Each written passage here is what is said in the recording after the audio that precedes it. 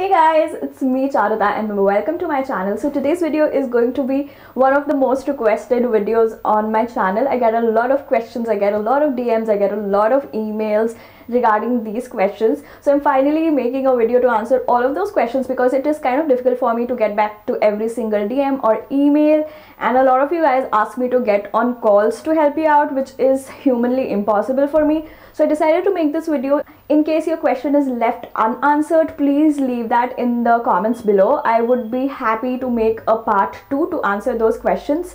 So this video is going to be about the Northeastern University co-op program. So let me give you a little background about myself. So I did a professional science masters in biotechnology from Northeastern University. It is in short called PSM Biotechnology, and you have a number of concentrations and you can choose one of the concentrations to go forward with.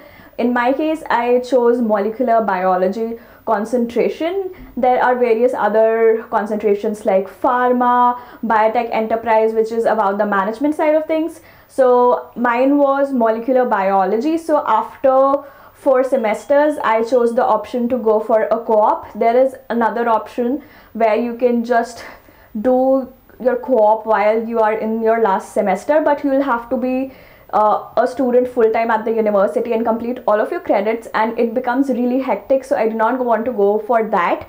I did all 4 semesters and I completed all my credits, and after completing my 4 semesters I went for the co-op. So co-op is basically a 4 to 6 month internship, which is a paid internship, and you basically get an exposure to the industry and how things work in an industry. So this co-op program, it's very beneficial because you get a bit of experience in the industry. You're not just a fresh graduate, you have like 6 months of experience in the industry. It really helps you out when you're getting jobs, and you also realize if you like working in a particular research field or not, which I feel like is a really good thing. You definitely need to have that clarity before you apply to jobs, because in case you apply to a job and it is something that you do not like working in, it would be really difficult to actually thrive and progress in that job. And you also have a co-op course that is mandatory for you to take. You can either take it in the 2nd semester or the 3rd semester. I think for our batch everybody took that course in the 2nd semester. So they basically help you out with how to write your resume, how to answer questions during an interview, and it's a really beneficial course. It really helps you out and it gives you a perspective about how things work in the industry and what your resume should be like. That being said, let me start with how you can apply for co-ops. So the best thing about the Northeastern University Biotech program is that they have this portal called NU Works, which is a portal by the Northeastern University. So you have to talk to your academic advisor and get credentials for that particular portal, and then you can log in into that. So there are, I think, 2 to 3 sessions for co-op. So you can either go for a summer co-op or a fall co-op. So my co-op was a summer to co-op. That is basically, it started in July 2021 and it ended in December 2021. So it was basically 6 months of working in an industry. So let me tell you how I applied for the co-ops. So basically I logged into my NU Work portal and then I started looking at co-ops that were available. The best thing about Northeastern universities is they have a really good program. So a lot of companies, the pharma companies or the biotech companies that are in the region, whenever they need a co-op, they'll post those vacancies in NU Works portal. And I also saw that those vacancies were neither on LinkedIn or Glassdoor or all the other job application websites. So they post those vacancies, those co-op vacancies, exclusively on the NU Works. So that is a really good deal because the industry directly has the contact with our university. So you can go into the portal and apply at multiple co-ops. For me, I applied at around 50 to 60 co-ops, and for my co-op that started in July, I started applying by the end of February. So end of February was a little late. I would suggest you to start applying by the end of January so that you have a co-op in hand by the end of March. So I started applying by the end of February. I applied to a lot of places. I already knew that my interest was either in stem cell therapy or oncology. So I was lucky enough to get a co-op in a company that was working on infectious diseases as well as cancer cells. So I got a bit of experience working on the COVID vaccine and on a cancer vaccine, and I developed a few assays. So the company that I was working with for my co-op was Gritstone Bio. It is located in Cambridge and it's a startup. The work environment was really nice. I worked in the clinical immunology team and everyone on the team was really nice. Initially I was a little apprehensive because I was just going from the academics to the industry, but everyone in the team was really nice. I was never afraid of asking questions.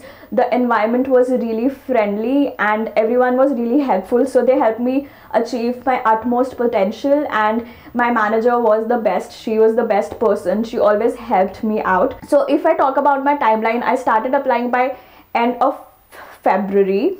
So in the last week of February and in the first week of March, I got 0 interviews.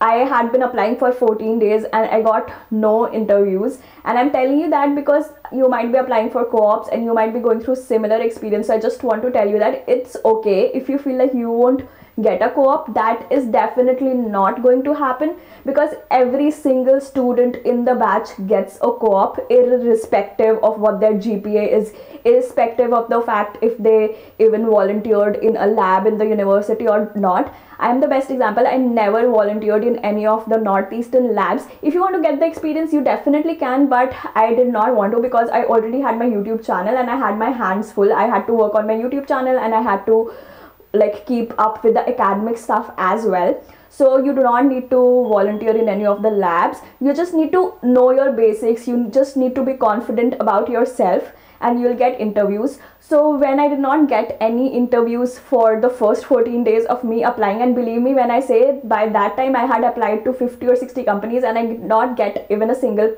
call.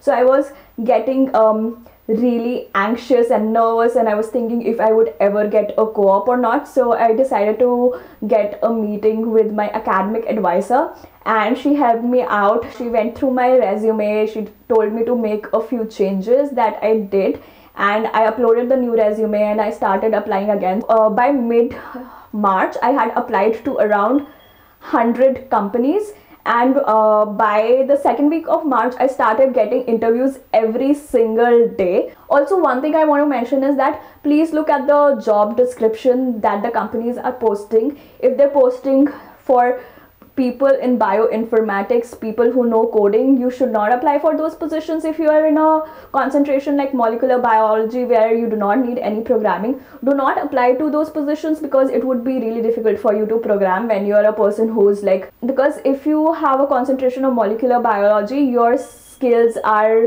made for working in a wet lab, not for like coding, you know what I mean. So let me tell you a little bit about what the interview process looks like. If the company, they select your resume that you've uploaded on NUWorks, they'll send you a mail on your Northeastern ID and they'll ask you to give them a time where they could get in touch with you for an initial 30-minute telephonic interview. So basically they'll decide a time and then they'll call you. They'll mostly, for this part, the person who would be calling you, they'll tell you mostly about what their company is about, what are the things or the therapies that they're working on. The person who's calling you, that person will tell you a little bit about themselves and then they'll ask you about yourself. So basically you should have a 1 to 2 minute thing prepared about you. You can tell them your name and the course that you're doing, and they'll have a few follow-up questions. You can answer that. This part is pretty simple. Once you actually clear this first interview round, you'll go into the second round where the person who called you for the telephonic interview, that person will have a 30 to 45 minutes Zoom call with you, and that person will interact with you again. It would be very chill. All the interviews here are very chill. They're just trying to gather information about you and also tell you about the company and give you information so that you can also make up your mind if that is something that you're interested in or if that is something that you would like to work on in future. So this is really helpful.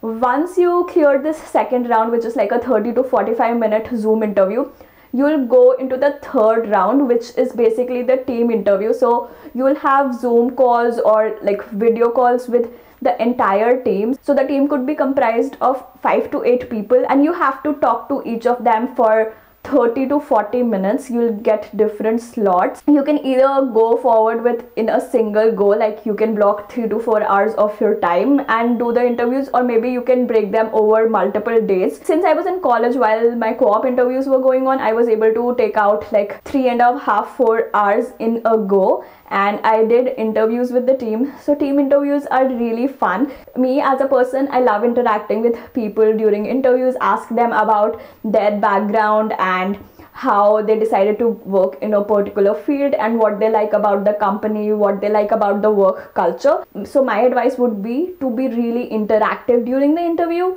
and ask questions. And you can ask questions like what the work environment is like, and if I join the company, where would I fit in the team, and what would my responsibilities be. I asked literally all sorts of questions. I even asked them that since I'm coming from an academic background, there are a lot of things I do not know in the industry and how things work. So I asked, is it the kind of environment where I can ask questions? So that is what gives you an idea about the company as well. So it's basically a two-way thing. The company should be interested in you and you should also be interested in the company. And I think that is something most of the students forget. They're so desperate to get a co-op that they do not think about the work environment and the kind of people there are in the team. So the questions that you would be generally answering during the interview are the questions like, tell me about yourself, why did you choose this concentration, what is the kind of experience you have in working in a lab, do you have any experience with the electronic lab notebook, and what are you expecting from this position. So these are the questions they would ask. They would also ask a few technical questions just to gauge what kind of person you are and what your technical abilities are. So talking about technical questions, one of the questions that my manager asked me during the interview was, you're doing an experiment and you're following a protocol, and you realize that you missed something and you can't remember if you followed that step or you missed it. So what would you do? So basically she was trying to test me on my problem solving skills and how I would deal in a situation like this. So I just said that whenever I do an experiment, I generally note down everything and I take or basically mark the steps that I've done. Firstly, I'll go to my notes or my lab notebook and look at the steps that I've done. If I still feel underconfident, I would just start from the scratch instead of doing something that I'm not 100% confident about. So that is something that she appreciated in me, like the honesty and my decisive skills. And I also told her that I could also continue with the experiment and see what the results would be, because anyway I would be starting a new experiment, so I would be getting the results from the new experiment as well as the one that I wasn't sure about, and then I could compare the results and basically see what the differences are. So these are the kind of questions that you have to think about and answer on the spot. And there's not a lot technical questions that are generally asked, and the ones that are asked are basically on the subjects that you've studied, on the things that you've done in the lab. So it's not very difficult. It's like a conversation that flows really smoothly. So if you're scared about interviews, don't be at all, because I believe in you. I did it, you can do it. So there's nothing to be scared about. So one of the questions that I get a lot is about the pay during a co-op. So let me tell you that in a co-op, you're not a permanent employee. So you are on a contractual basis. So you get paid by the hour. For our batch, the pay ranged from $23 per hour to $31 per hour. And I feel like any pay that you get is a good pay, because mainly your main purpose during a co-op is to learn how the industry works and gain a few techniques and form a nice toolbox that you can further use to get a job in the field that you like or in a company that you like.